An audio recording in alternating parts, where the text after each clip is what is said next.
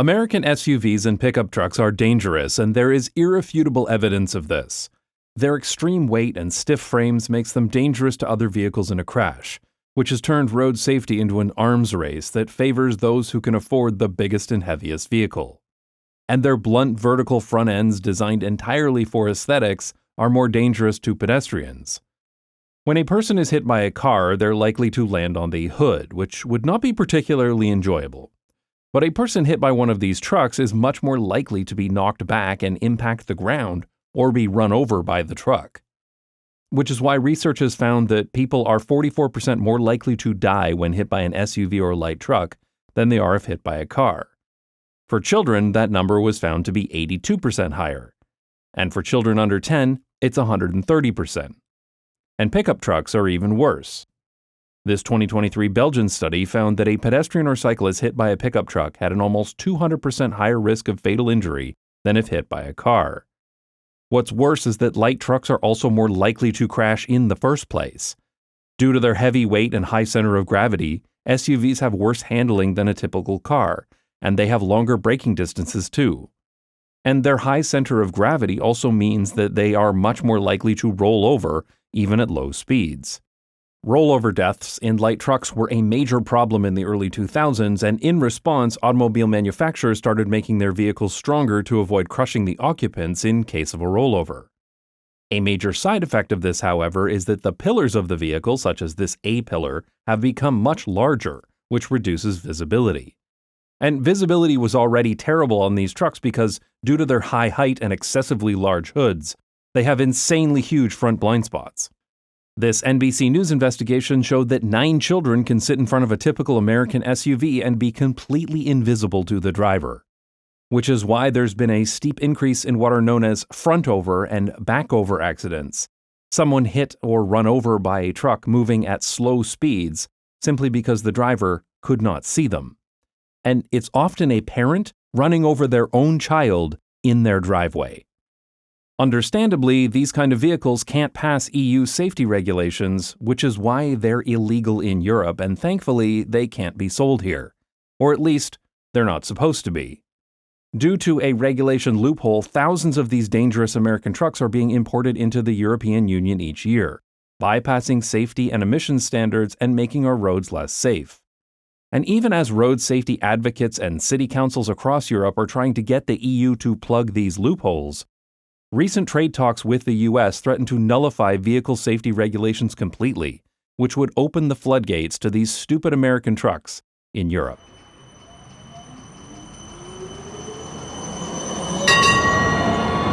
In October, 75 European organizations, including the City of Amsterdam where I live, signed a joint letter to the EU Parliament entitled, "The intention to accept lower US vehicle standards risks increasing deaths and pollution on EU roads."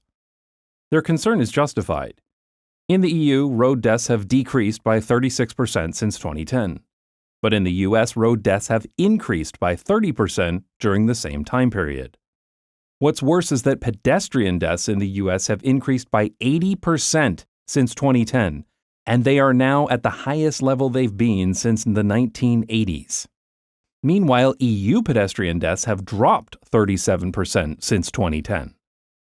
There are several cities in the EU that have achieved huge reductions in vehicle fatalities, for example Helsinki, which had 0 road deaths over the past 12 months. They achieve this through many of the things I talk about on this channel, such as safer street design, more automated enforcement systems, and most importantly, lower speed limits. Which is why many municipalities, including Amsterdam, have implemented a city-wide default speed limit of 30 kilometers per hour. But even outside of these progressive cities, there has also been a general steady reduction in road deaths across the entire EU over the past 15 years, and the main contributor to that is improved safety regulations for motor vehicles. This letter to the EU Parliament comes in a response to the recent trade talks underway between the United States and the European Union. As part of a joint statement published in August, the EU said that, "With respect to automobiles, the United States and the European Union intend to accept and provide mutual recognition to each other's standards." Mutual recognition is a fundamental principle of EU policy. It is how a product certified in one jurisdiction can be sold in all other jurisdictions throughout the EU. and it's a necessary component of the EU common market. For example, the Good Manufacturing Practice, or GMP legislation, means that a drug manufacturer in the US only needs to be inspected by the US Food and Drug Administration, and then that drug can be sold in the EU without recertification. This makes sense as it's an effective way to streamline regulations, and it works very well, provided that all jurisdictions involved have a similar certification process for the product that is being mutually recognized. But that is not the case for motor vehicles.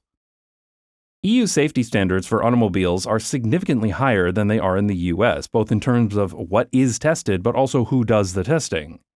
US automotive safety testing focuses primarily on occupant safety in typical crash scenarios. One of the only tests that is more strict in the US than in Europe is rollover safety tests, due to the entirely manufactured problem of excessive rollover crashes as American manufacturers started promoting light trucks in the 90s. But if these stupid American trucks weren't so top-heavy and regular-heavy in the first place, these tests wouldn't be so important, and engineering resources could go into other safety features. As a result of these testing differences, EU cars are safer than US cars. A 2015 report found that a typical EU car on US roads would have about a 33% lower risk of serious injury than a typical US model. And this doesn't take into account recent safety improvements in Euro NCAP safety standards. Most notably in 2020 when they introduced the Mobile Progressive Deformable Barrier Test for front-end crashes.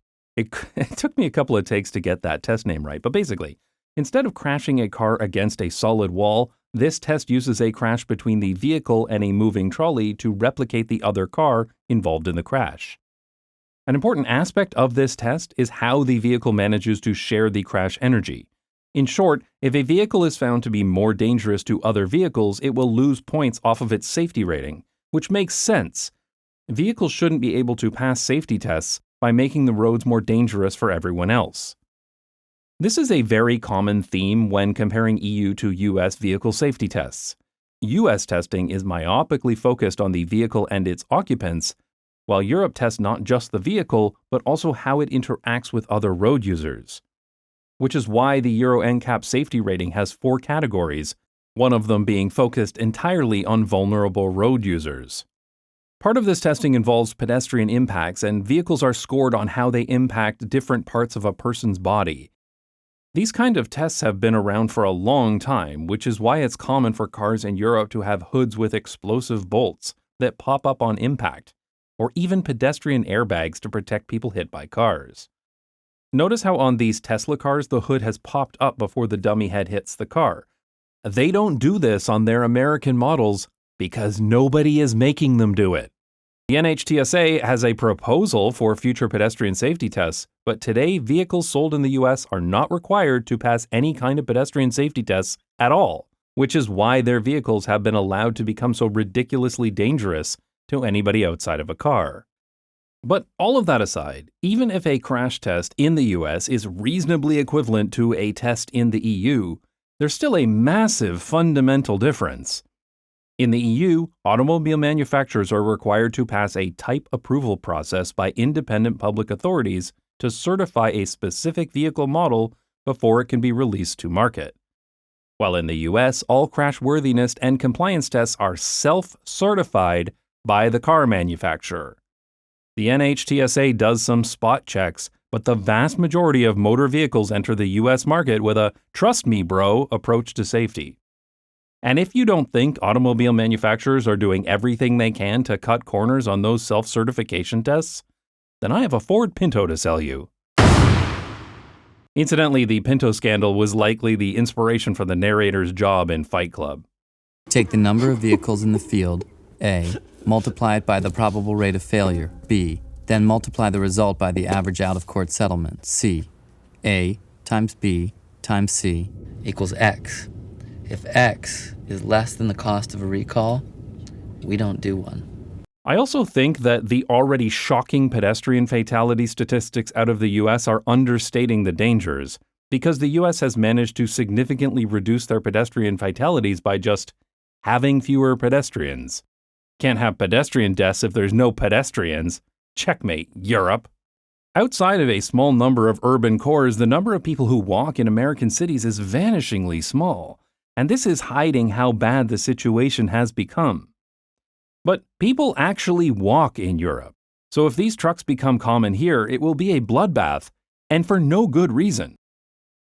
So you might be wondering who benefits from this trade deal and why is the EU considering it at all? Well, first are the American motor vehicle companies who would love to sell their high-margin vehicles in Europe.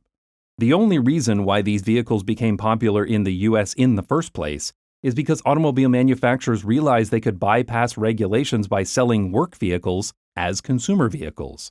Then they funneled those profits into marketing to drive demand for these impractical vehicles. Americans didn't love trucks naturally, they were advertised into it. If you want to learn more, the history of this is well documented in the book High and Mighty, written by a Detroit automobile journalist who was writing about the car industry when all of this happened. American automakers would love to do the same thing in Europe, if only they could eliminate those pesky safety regulations. But the real push for this trade deal comes from within the EU itself, mostly from German automobile manufacturers. In April, the US government applied an arbitrary 25% tariff to all cars imported from the European Union, which affected any European automobile manufacturer who relied heavily on the US market. In a recent press release, Volkswagen said that US tariffs would cost the company up to 5 billion euros this year, and that tariffs have reduced their year-over-year profit by 58%. So they are desperate to do literally anything they can to have those tariffs reduced, even if it means risking the lives of millions of Europeans. Plus, I'm sure they are salivating at the idea of importing their high-margin foreign brands into the EU while bypassing safety and emissions regulations. As part of these negotiations, the EU was able to get the Trump administration to reduce the tariff rate from 25% to 15%, at least for now. Of course, I don't know why anybody would trust any trade deals out of the US these days. The other week, Trump arbitrarily increased tariffs on all products from Canada by 10% simply because the Ontario government aired a commercial on right-wing news channels that was literally just a segment of a Ronald Reagan speech about tariffs. It's not even supposed to be legal for a US president to arbitrarily impose tariffs like this, but it's very clear that the American government is no longer following their own laws anyway, so none of that matters anymore. So remind me again why Europe should be willing to cripple our vehicle safety regulations for a country which has proven to be lawless, arbitrary, and vindictive? And it's not like pickup trucks are fundamentally illegal in Europe or something. They just need to pass EU safety testing, which is completely reasonable. If you think that signing a deal like this with the US would be disastrous for Europe, I'll put a link to a site where you can find and contact your member of European Parliament, as well as links to some of the advocacy groups who are fighting this proposed trade deal. And if you'd like to learn more about American light trucks, I have a previous video about how they became popular and the damage they're causing in North America. Thanks for watching. If you'd like to support this channel and the work I do, consider supporting me on Patreon at patreon.com/notjustbikes. Or sign up to Nebula, the independent streaming service, where you'll get early access to my future videos and be able to watch all of my videos ad-free and sponsor-free, as well as the videos of over 200 other talented creators and a growing library of Nebula originals, bonus videos, documentaries, and other films that are only available on Nebula. But if you're still a bit unsure, Nebula now has a 3-day free trial. 3 days isn't enough time to watch all of the great content on Nebula, but we dare you to try. They do have a 2x speed option. When you sign up to Nebula using the link go.nebula.tv/notjustbikes, you'll support this channel financially and get 40% off an annual subscription. Thanks to everyone who supports this channel on Patreon, on Nebula, or even on YouTube by watching this video through to the end. I appreciate it.